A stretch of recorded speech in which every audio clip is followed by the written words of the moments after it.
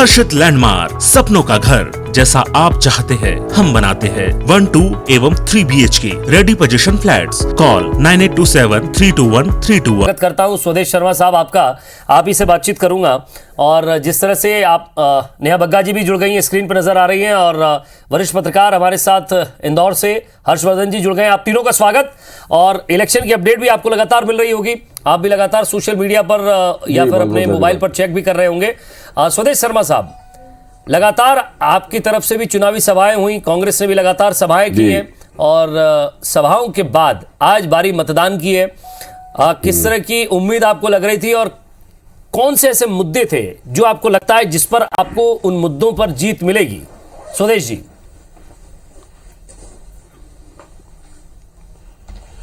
विजय जी, बिल्कुल साफ सा उत्तर है इसमें। जनता जान रही है इस बात को कि डीजल 106 रुपए लीटर, पेट्रोल 116 रुपए लीटर, गैस सिलेंडर 1000 से ऊपर। जब 50 रुपए डीजल पेट्रोल के बढ़ते थे तो यही मामा मुख्यमंत्री शिवराज सिंह जी चौहान साइकिल पर प्रदर्शन करते हुए विधानसभा तक पहुंचता करते थे।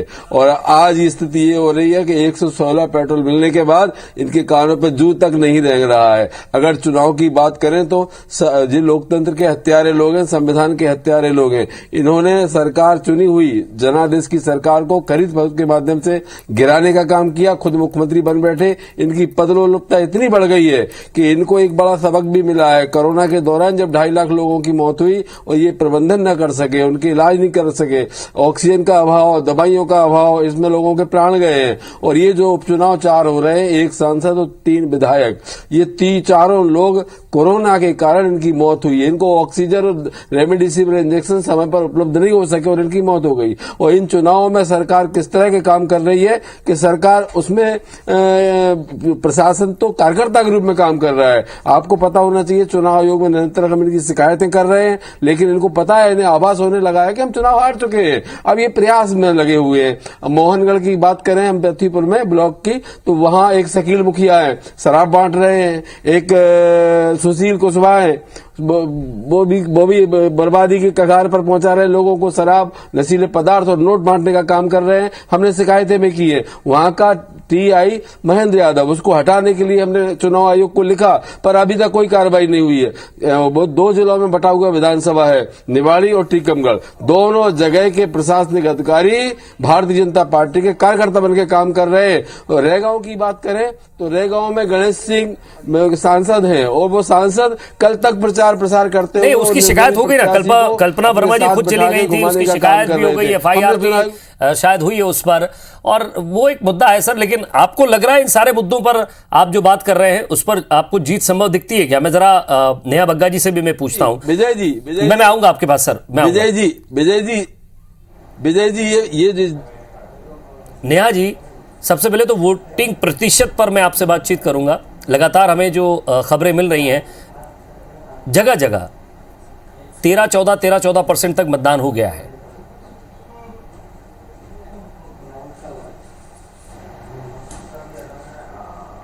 देखिए विजय जी, सबसे पहले तो मैं आपके चैनल के माध्यम से जो ये चारों उपचुनाव हो रहे हैं, वहाँ की जो जनता है उनसे अपील करना चाहती हूँ कि वो सब बाहर निकलकर वोट देकर जरूर आए, क्योंकि वोट ही एक माध्यम है अगर आप अपने क्षेत्र का विकास चाहते हैं तो। अब दूसरी बात यह है कि जब जब चुनाव सिर पर आते हैं और कांग्रेस जब चुनाव प्रचार में और जनता के बीच में विफल रहती है पहुंचने में, तो सबसे पहले ये क्या करते हैं, कहते हैं सुरक्षा बल बढ़ानी चाहिए। अब सुरक्षा बल बढ़ा दी जाती है, वो चुनाव आयोग अपने हिसाब से हमेशा ही निर्णय लेता है। उसके बाद ये क्या कहते हैं, उसके बाद ये कहते हैं कि भाई भारतीय जनता पार्टी ऐसा कर रही है, वैसा कर रही है, प्रलोभन दे रही है। अब सबसे तीसरा हथकंडा क्या होता है, जब चुनाव प्रचार खत्म होने के बाद वोटिंग भी हो जाती है और रिजल्ट आ जाते हैं, तो फिर कहते हैं EVM में दोष है। और यही प्रक्रिया जो है ये कांग्रेस ने पिछले सप्ताह भर से अपना ली थी। इसका कारण ये है कि कांग्रेस के मूल कार्यकर्ता तो लगातार कह रहे थे कि भाई गायब कमलनाथ है, कांग्रेस अनाथ है। और भारतीय जनता पार्टी के प्रत्येक कार्यकर्ता, मुख्यमंत्री से लेकर मंडल अध्यक्ष और मंडल से लेकर बूथ तक के जो कार्यकर्ता हैं, उन्होंने जिस तरीके से इन चारों उपचुनाव में कार्य किया है, चाहे सरकार की योजनाएं ले जाने का काम हो, चाहे संगठन के विचार पहुंचाने का काम हो, ये दिखाता है कि Bharatiya Janata party live organisation क्यों कहलाती है। दूसरी ओर अगर आप देखेंगे तो कमलनाथ जी जैसे वरिष्ठ नेता, जिनका 40 साल का अनुभव है राजनीति का, उन्होंने क्या किया? उन्होंने जाकर निकम्मा, नकारा, निक्कर, एक्टर, डायरेक्टर, इससे आगे नहीं बढ़ पाए। इसका कारण क्या है कि 15 माह की जो इनकी लूट, भ्रष्टाचार और ट्रांसफर उद्योग की सरकार चली, उसमें जनता इनसे दौड़ा दौड़ा कर पूछती कि कमलनाथ जी ये बताइए कि किसानों की कर्ज माफी 10 दिन में राहुल गांधी कह के गए थे, उन 10 दिनों का क्या हुआ? ये जवाब नहीं दे पाते। इसीलिए ये चुनाव प्रचार में हर जगह पर सिर्फ एक बार कमलनाथ जी पहुंचे और इनके स्टार प्रचारकों की सूची में बाकी आपको लोग नदारद दिखे। युवा पूछ रहा था कि 4000 रुपए बेरोजगारी भत्ते का कहा था कमलनाथ जी, उसका क्या हुआ? वो गरीब पूछ रहा था कि प्रधानमंत्री जी अगर हमें आवास उपलब्ध करा रहे हैं तो कमलनाथ जी आपने साथ क्यों नहीं दिया? मैचिंग ग्रांट का पैसा देने से क्यों मना कर दिया? वो बेटियां पूछ रही थी कि विवाह निकाह के कन्यादान के जो आपने 51,000 रुपए की बात की थी, हमारे बच्चे भी पैदा हो गए, आपने 15 माह में उसका पैसा क्यों नहीं दिया?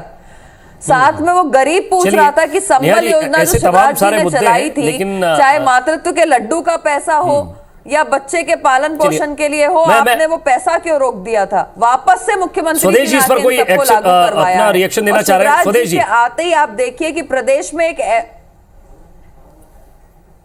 विजय जी, इन नेहा बग्गा जी से ये पूछिए कि दृष्टि पत्र 2018 में माननीय मुख्यमंत्री शिवराज सिंह जी ने स्पष्ट भाषणों में भी कहा था, दृष्टि पत्र दिखाया भी था, दृष्टि पत्र मेरे पास मौजूद भी है। उसमें था कि इंटर पास छात्र छात्राओं को हम अगर फर्स्ट डिवीजन आती है तो हम उन्हें लैपटॉप देंगे, और अगर 75% आती है तो हम इन्हें स्कूटी देंगे, हम महिलाओं को फ्री बस यात्रा कराएंगे, हम गैस पर 100 रुपए की अलग से छूट देंगे। आज 1000 रुपए का सिलेंडर है, माननीय मुख्यमंत्री सो रहे हैं अपने दृष्टि पत्र की बात। कर्जा माफी की बात तो आपने करी थी ना सर, मध्य प्रदेश में 27 लाख किसानों का कर्जा माफ किया था, और सरकार इस दिशा में काम कर रही थी सरकार, लेकिन इन खरीद फरोख्त के लोगों ने खरीद फरोख्त करके संविधान की हत्या की और चुनी हुई सरकार को गिरा करके अपनी सरकार बनाई। इनने सारे काम अवरुद्ध कर दिए। इनको ये पता होना चाहिए। मैं रुक रहा हूं आपको, मैं जरा हर्षवर्धन जी से भी बात कर लेता हूं। सर आऊंगा आपके पास।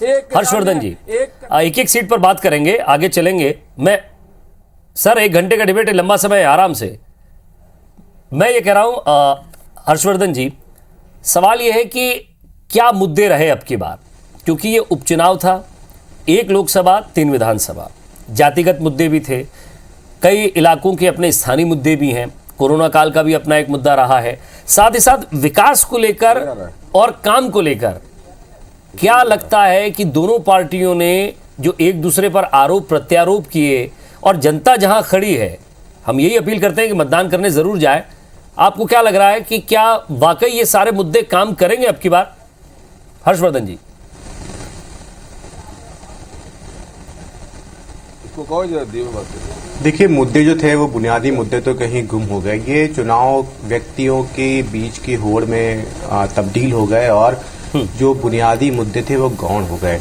पेट्रोल डीजल का बहुत बड़ा मुद्दा है और महंगाई की मार से सभी लोग प्रभावित हैं, लेकिन इन चुनावों में कोई, मुझे लगता नहीं कि बहुत ज्यादा कैंपेन में इस पे जोर दिया गया और जनता को अपनी ओर आकर्षित किया गया। मुझे लगता है ये चुनाव शिवराज की शक्ति और कमलनाथ के कद की अग्नि परीक्षा होंगे, और जो 2023 के चुनाव होने वाले प्रदेश में उसकी एक पूर्व पीठिका, एक मान लीजिए सेमीफाइनल उसका मान सकते हैं आप इसको। बहुत ही कांग्रेस ने आक्रामक रवैया इन चुनावों में नहीं दिखाया जिससे कि उम्मीद हम कर रहे थे, और जैसा कि बात कर रहे हैं कि ये एक्टिंग की बात करते हैं और मुंबई जाके आप शिवराज जी एक्टिंग कर लीजिए, ये कर लीजिए, तो ये जो बहुत ही फिल्मी संवाद है पूरी चुनावी बहस पे हावी होते दिखाई दिए। कांग्रेस के पास एक बहुत अच्छा मौका था सरकार को घेरने का। मैं फिर दोहराता हूं, पेट्रोल डीजल की महंगाई का भी एक लिटमस टेस्ट चुनाव साबित हो सकते हैं। जनता अभी बहुत मुखर नहीं है, इसका परिणाम जब आएगा, जब ईवीएम खुलेंगी तब मालूम पड़ेगा और जनता क्या सोचती है। कहीं न कहीं हमने पॉलिटिकल डायलॉग को भी बहुत उथला कर दिया है। हम ये कोशिश हमें करनी चाहिए कि जो बुनियादी मुद्दे हैं उस पर केंद्रित रखें, लेकिन हम भी नेताओं के बयानों पे और जो सरसरी बातें हैं उन पे अपना ध्यान केंद्रित रखते हैं। तो जनता की भी परीक्षा है साहब कि जनता किसको चुनती है। वाकई जनता किसे चुनती है, और हम तो यही अपील करते हैं लगातार कि आप घरों से निकलिए, वोट करिए। आप सीधे मेहमानों के पास चलते हैं। नेहा बग्गा हमारे साथ जुड़ी हुई है, बीजेपी की प्रवक्ता हैं, साथ ही साथ स्वदेश शर्मा जी भी हैं और वरिष्ठ पत्रकार हर्षवर्धन जी भी हमारे साथ जुड़े हैं। हर्षवर्धन जी, एक महत्वपूर्ण सवाल ये कि जब भी बातचीत होती है उपचुनाव को लेकर या चुनाव को लेकर, हमेशा से प्रत्याशी का, विपक्षी पार्टी प्रत्याशी का आरोप रहता है कि शासन प्रशासन जो है वो हम पर ही सख्ती करता है, दबाव बनाता है। क्या वाकई ऐसा लगता है कि सत्ताधारी दल इस तरह का इस्तेमाल करते हैं? क्योंकि जिस तरह से हम सुन रहे थे यहाँ नितिन सिंह राठौर को, उन्होंने साफ आरोप लगाया कि संवेदनशील बूथों पर भी शासन प्रशासन ध्यान दे और कई जगह जोर जबरदस्ती की जा रही है।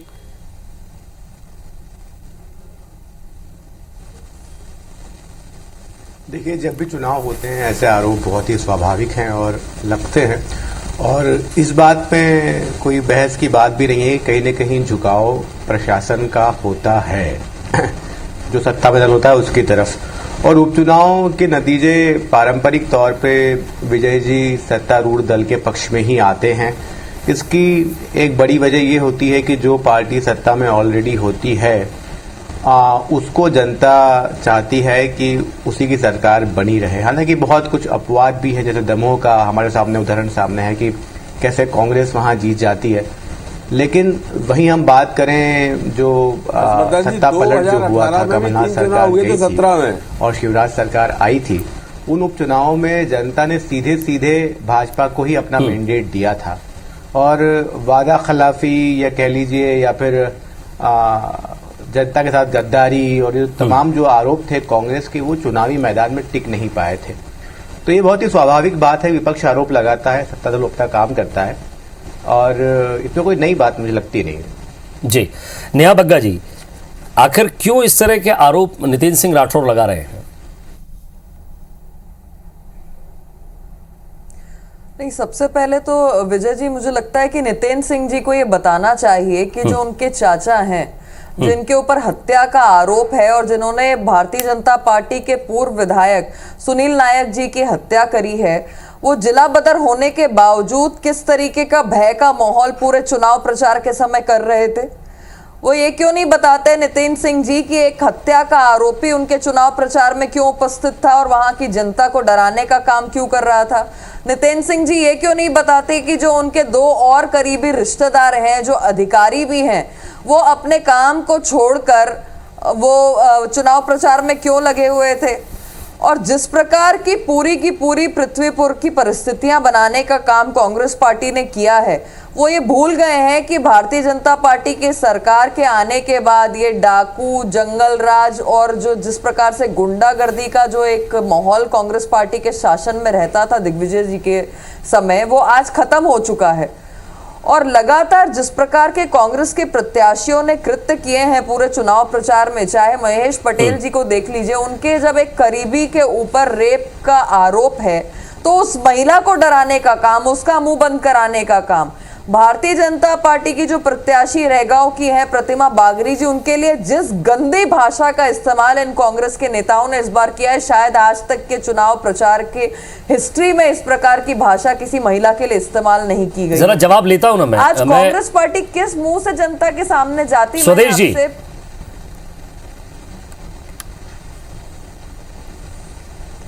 देखिए विजय जी, बिल्कुल नेहा बग्गा जी सिर्फ बैठकर यहाँ भाषण दे रहे हैं, जबकि जमीनी हकीकत उससे बिल्कुल बेहतर है। मेरा खुद का बेटा आर्यन शर्मा, देखिए मैंने जी उनकी बात का जवाब दीजिए ना, वो जो पूछ रही, वो जो आपसे सवाल पूछ रही उसका जवाब दे दीजिए। यशपाल सिंह कौन है? यशपाल सिंह कौन है जो जिला बदर है? यशपाल सिंह कौन है? उन्हीं की बात का जवाब, लेकिन सुनना नहीं चाहेंगे तो ठीक है, बोल लीजिए आप। सर हो गया, जवाब दे दिया। पृथ्वीपुर की बात करें, मेरा खुद का बेटा मोहनगढ़ बेल्ट में काम कर रहा था। हाँ। पीसीसी से उसको अधिकृत करके भेजा गया था, और उसने जो देखा दृश्य वो ये था कि एक सुनील यादव है जिस पर कोई एफआईआर नहीं थी, वो कार्यकर्ता ही वो कांग्रेस का, पर पुलिस उसको उठाने के लिए प्रयास कर रही है और एक 107 और 16 में उस पर कार्रवाई भी कर दी।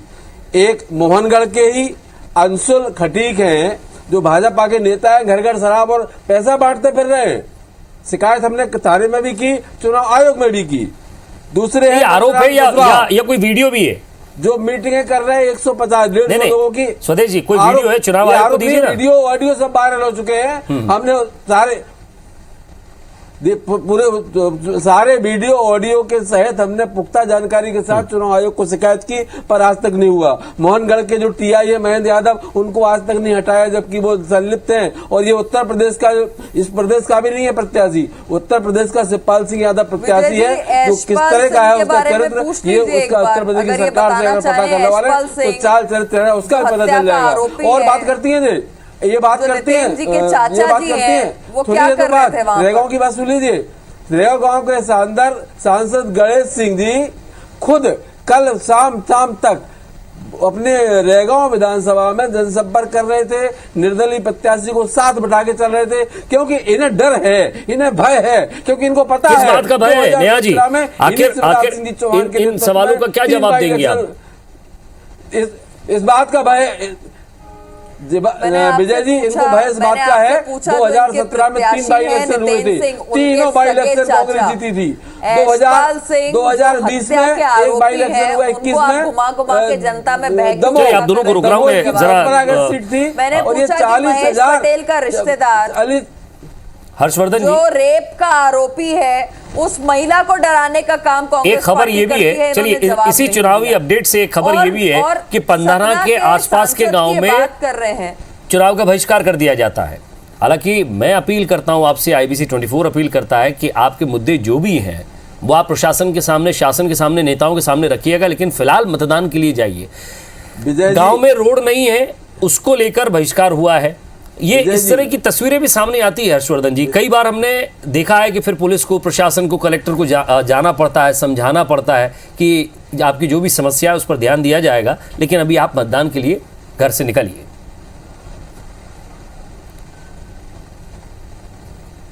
आपने खंडवा का जिक्र किया। खंडवा निमाड़ अंचल में आता है और निमाड़ अंचल जो है मोटे तौर पे जो औद्योगिक क्रांति है उससे कहीं न कहीं अभी तक अछूता है। सारा फोकस इंदौर में जो कि मालवा में है वहां पे रहता है और निमाड़ में उतनी इंडस्ट्रीज नहीं है।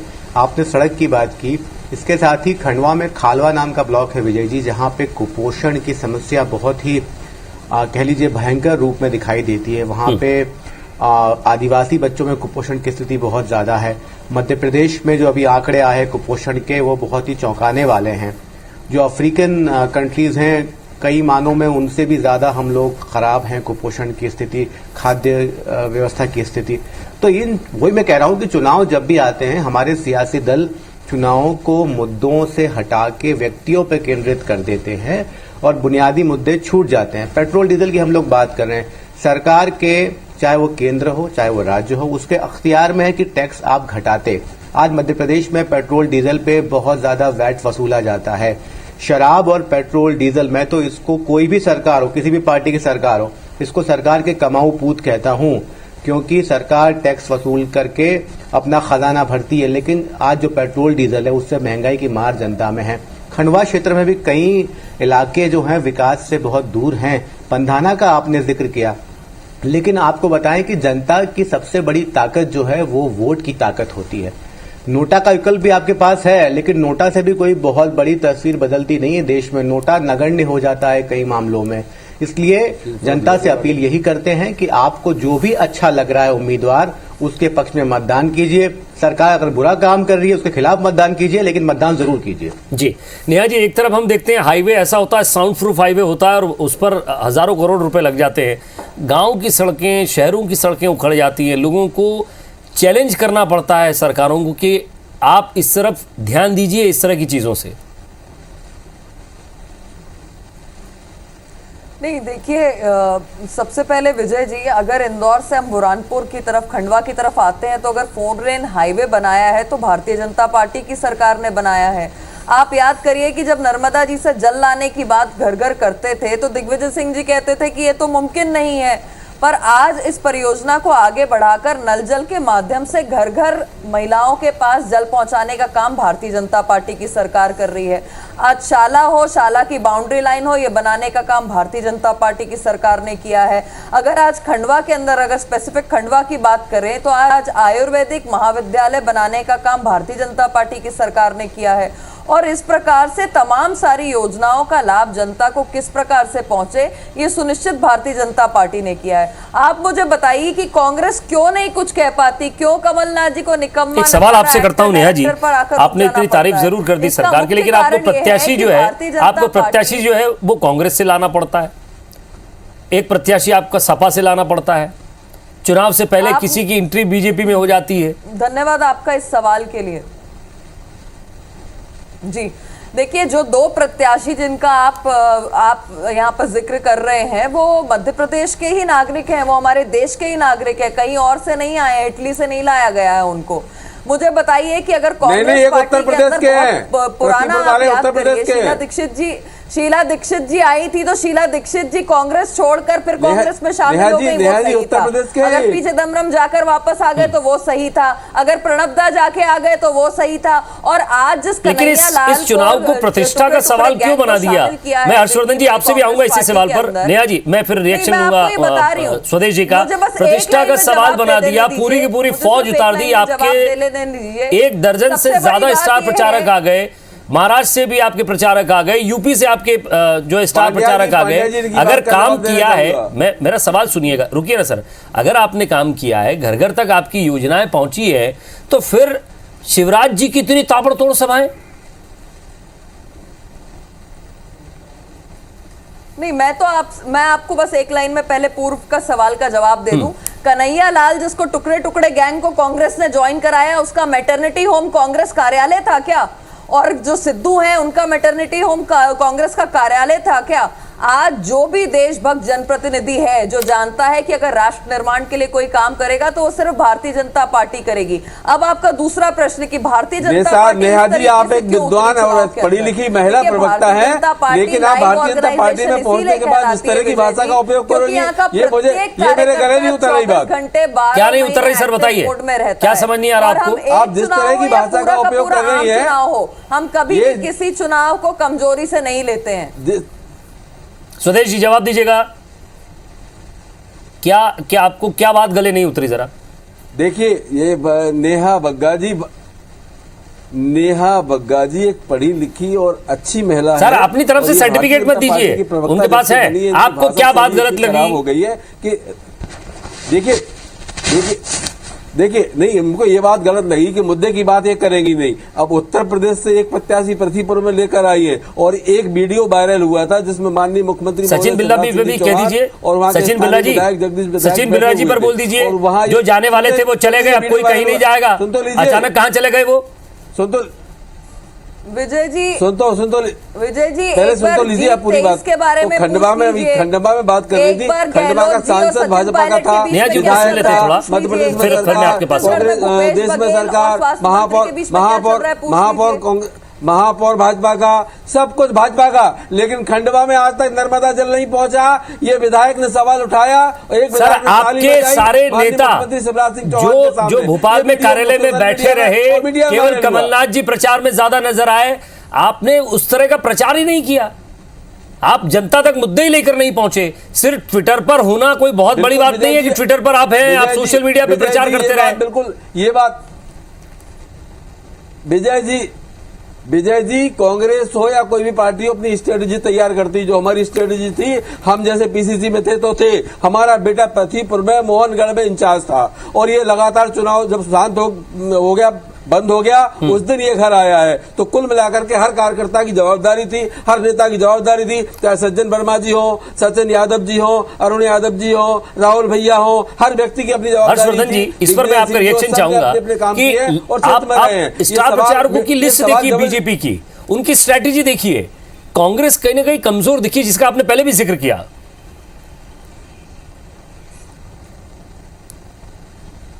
बिल्कुल, कोई इसमें शक नहीं है, और कांग्रेस ने भाजपा को घेरने का बहुत अच्छा मौका छोड़ दिया। लेकिन मुझे लगता है विजय जी कि ये बात तो अब साबित हो ही जानी चाहिए कि कमलनाथ अगर मध्य प्रदेश में वीटो पावर है, अगर वो प्रदेश के अध्यक्ष है कांग्रेस में, प्रतिपक्ष के नेता है विधानसभा में, उनकी ही चलनी है, उन्हीं का एकमात्र गुट बचा है सत्ता में, तो कमलनाथ की भी पैमाइश हो ही जाए, आजमाइश हो जाए कि कमलनाथ मध्य प्रदेश में कांग्रेस को आखिर कहां लेके जाना चाहते हैं।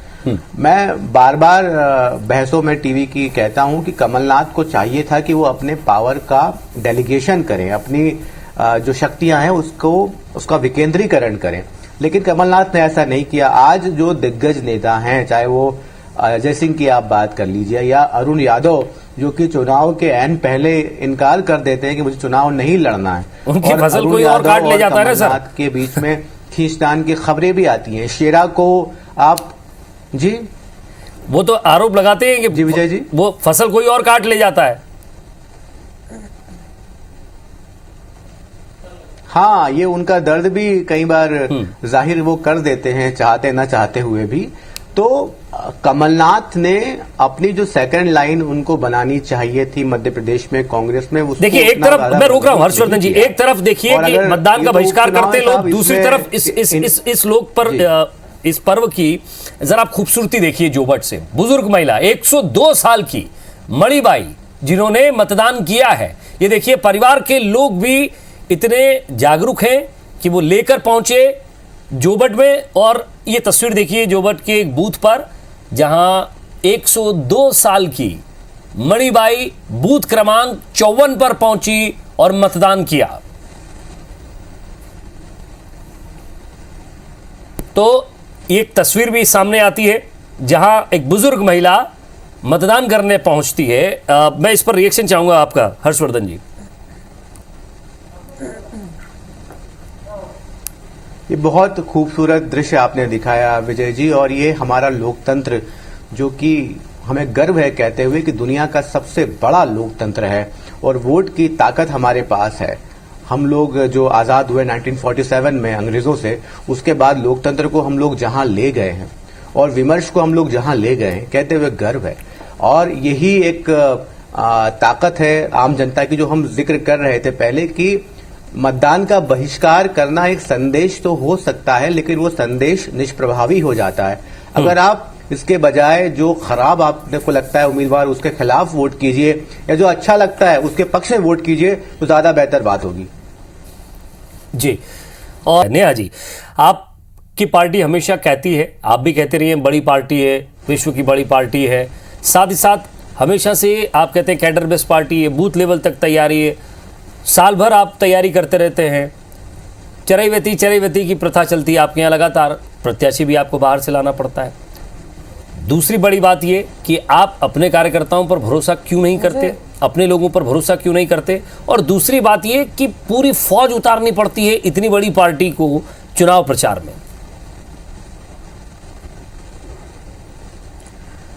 देखिए विजय जी, यही भारतीय जनता पार्टी की खासियत है। आप जिसे फौज कह रहे हैं, ये भारतीय जनता पार्टी का लाइव ऑर्गेनाइजेशन है जो आपको कांग्रेस में दिखाई नहीं देता। आज अगर G23 खड़ा होकर गांधी परिवार पे सवाल उठा रहा है, नेतृत्व पे सवाल उठा रहा है, तो इसके लिए भारतीय जनता पार्टी जिम्मेदार नहीं है। अगर चलती हुई कांग्रेस की पंजाब की सरकार को उड़ता हुआ पंजाब कर दिया है, तो इसके लिए भारतीय जनता पार्टी जिम्मेदार नहीं है। अगर भटकता हुआ राजस्थान हो गया और अटकता हुआ छत्तीसगढ़ है, तो इसके लिए भी क्या जिम्मेदार भारतीय जनता पार्टी है? देखिए, जिस तरीके से भारतीय जनता पार्टी के चाहे मुख्यमंत्री हो चाहे प्रदेश अध्यक्ष जी हो, आप देखिए माननीय मुख्यमंत्री जी ने 37 आम सभाएं की हैं, 16 जो है नुक्कड़ सभाएं हैं और 5 रात्रि विश्राम है। इसी प्रकार से 8 रात्रि विश्राम जो है माननीय प्रदेश अध्यक्ष विष्णुदत्त शर्मा जी ने किया है। आप जानते हैं किसके यहाँ किया है? ये जो हमारे पार्टी के बूथ अध्यक्ष हैं, जो पन्ना अध्यक्ष हैं, उनके घर पर, ताकि कार्यकर्ता जो दिन रात मेहनत करता है, 12 महीने सतत रूप से जनता के संपर्क में रहता है, उनका मनोबल बढ़े। माननीय मुख्यमंत्री जी ने किसके यहाँ एक जगह निवास किया? प्रधानमंत्री जी के द्वारा जो आवास उपलब्ध वही कार्यकर्ता उन जो परिवारों दरी के उठाता है, आने झंडे किया। उठाता है, फिर बाद में टिकट कोई और ले जाता है।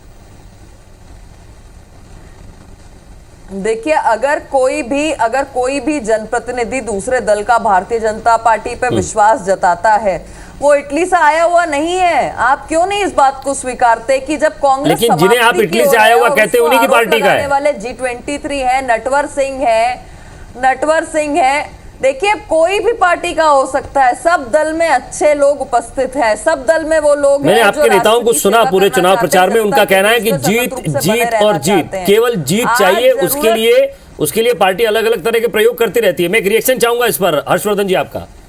मैं आऊंगा स्वदेश जी आपके पास। नहीं, मैं इसको एक लाइन में जोड़ के करेक्ट करना चाहूंगी कि जीत के साथ में राष्ट्र निर्माण की प्रक्रिया जिसके दिल में बसी हो, वो भारतीय जनता पार्टी की राष्ट्र निर्माण तो सदस्यता आपकी ले प्राथमिकता सकता है हो गई और मैडम, चुनाव भी लड़ लेकिन सकता है। ये पार्टी निर्माण भी चल रहा है, लगातार लोग जुड़ते जा रहे हैं कांग्रेस से।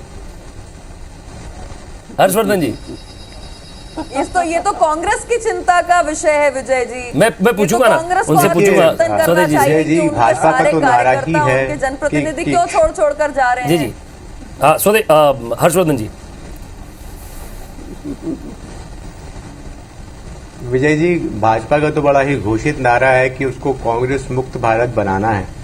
तो कांग्रेस मुक्त भारत बनाना है तो कांग्रेस के लोगों को अपनाना ही पड़ेगा। और भाजपा ने जिस तरीके से अपना विस्तार किया है 2014 के बाद, खासकर ये चौंकाता है, क्योंकि वे लोग जो कि भाजपा की नीतियों की खुली आलोचना करते थे, वो आज भाजपा के परिवार का हिस्सा हैं। सचिन बिरला ताजा आमद है इस सिलसिले में।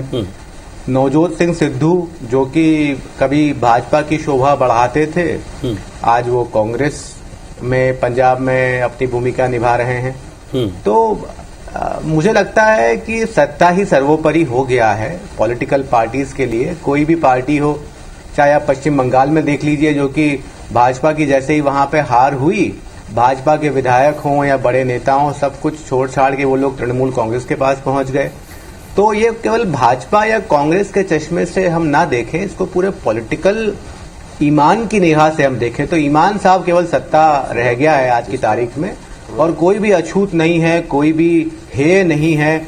सबका साथ, सबका विकास हो रहा है देश में। जी, कांग्रेस विकास कर रही है कि नहीं, ये जरा मैं सवाल पूछ लेता हूं।